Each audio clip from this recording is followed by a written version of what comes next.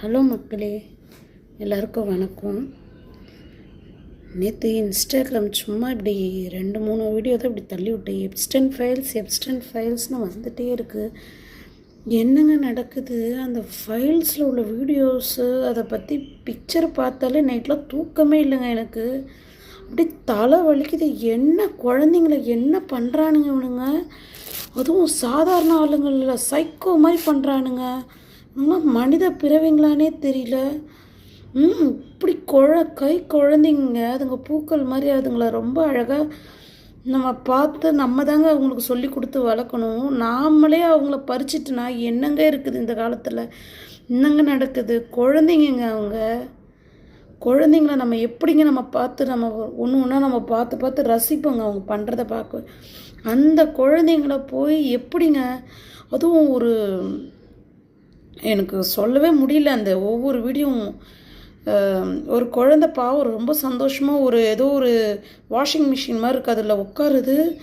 ஒரு செகண்டில் அந்த குழந்தைய, அது ஒரிஜினல் வீடியோவா டூப்ளிகேட்டா என்னன்னு தெரியல, பார்க்கவே பயங்கரமாக இருக்குதுங்க. அப்படி கண்ணில் தண்ணி வரா மாதிரி இருக்குது. நைட்லாம் தூக்கமே இல்லை. ஒரு இடம் ஃபுல்லாக என்னவோ சிக்கனாக இருக்கிற மாதிரி இருக்குது. நான் அந்த வீடியோஸ் சொல்லவே முடியல. அதில் வேறு எதனா ஸ்ட்ரைக் விழுமா என்னன்னு தெரியல. பயமாக இருக்குது எதனா ஒன்று சொல்கிறது கூட. அப்படியே சிக்கன் மெக்டொனால்ட்ஸ் சொல்கிறாங்க, அப்படியே கொட்டுது, சிக்கன் மாதிரி கொட்டுது.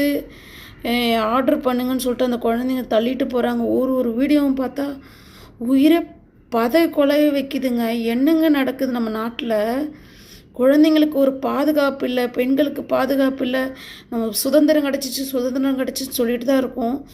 பட் இது மாதிரி ஒரு வீடியோவை பார்க்கும்போது நீங்கள் சொல்லுங்கள், சுதந்திரம் கிடச்சிதுன்னு உங்களுக்கு தோணுதா? இந்த வீடியோவை பார்க்கும்போது நானும் என்னோட 2 பெண் குழந்தைங்க இருக்காங்க, ஸ்கூலுக்கு அனுப்பிச்சிருக்கேன். அவங்க ஈவினிங் வருவாங்க, நம்ம பார்த்துட்ருக்கோம்.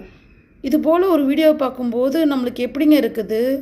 குழந்தைங்க காணாமல் போகிறாங்கன்னு ஒரு நாளைக்கும் ஒரு நியூஸ் நம்ம பார்த்துக்கிட்டே இருக்கோம். எப்படிங்க அவங்கள தைரியமாக வெளியே அனுப்புறது? எப்படி மக்களை ஃபேஸ் பண்ணுவாங்க?